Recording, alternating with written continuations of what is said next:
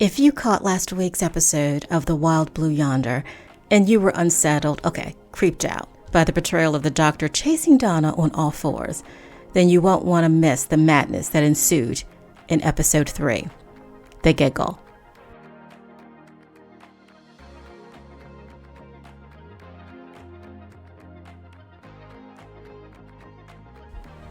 Hi, this is Dr. Daphne Bunbury. Thanks for joining me this evening as I review episode 3, The Giggle. I'll tell you the good like I usually do, and I'll tell you the bad at the end. The good was the Doctor and Donna, of course, coming back home and seeing all of the craziness and all of the people fighting. And we find out that the toy maker is the reason why. As you can see in the background, the toy maker created something back in like 1920s, and it was just finally reaching everyone because now everyone has television and a screen, a computer. So the Doctor meets up with his old companion, Mel Bush, who was played by Bonnie Langford. She worked with the Sixth Doctor, who was played by Colin Baker. So that was really nice to see, the Doctor meeting up with his old companions. I've always loved that part. It just kind of makes the idea that the Doctor has many different faces, but he's still one person, more realistic when he meets up with years ago companions who recognize his personality and recognize who he is inside, not how he looks on the outside. So I think that was always a good thing that the Doctor has done, the series. But as the Doctor and Donna walk through 1926 and 1920s, they go back in the TARDIS. They meet up with the toy maker, and the Doctor realizes, of course, who he is when he first sees him. And there's a lot of gameplay going on between them. And also with Donna. She is also confronted by one of the toy maker's dolls and the babies of these dolls. That was really quite creepy, and I liked it. So it helped my attention, especially when the baby dolls started coming down from the ceiling without Donna realizing it. But of course, in this episode, Donna kicks their butt.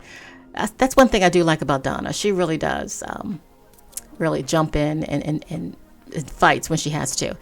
And then, of course, at the end, you see how the Doctor and splits in two. It was a new thing. And then, of course, the new Doctor comes out, and then he realizes that he can make two TARDISes.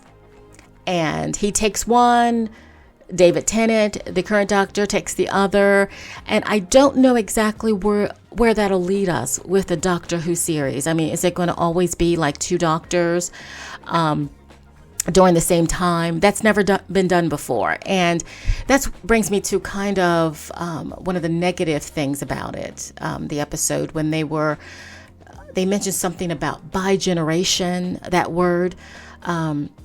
Has anybody ever known of that word being used in previous iterations of the Doctor, on previous seasons perhaps?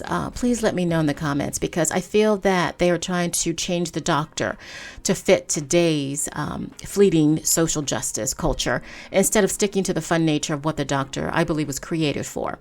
If it was mentioned before, then my mistake, and of course I will own up to it. But that's one thing I didn't like. I felt like it was just trying to push its own narrative that really doesn't have any place in this show. And then they go into, at the end, what I call side stories that, honestly, I was sitting there going, I didn't see the purpose of it. I know the Doctor was mentioning, I don't know, being able to talk to Mel. She was brought in and with the family, but it just didn't fit with me at the end. And I guess I'm just that type of person that just likes to see the action, get right to it, tell me a good story about what's going on, not trying to push another agenda. And that's how I felt. But I'm still going to stick with the Doctor, and I'm going to keep watching at Christmas, and I'll keep you updated on if I've changed my mind, if I want to just stop watching. But I've been trying my last reviews just to give it the benefit of the doubt, but we'll just have to see.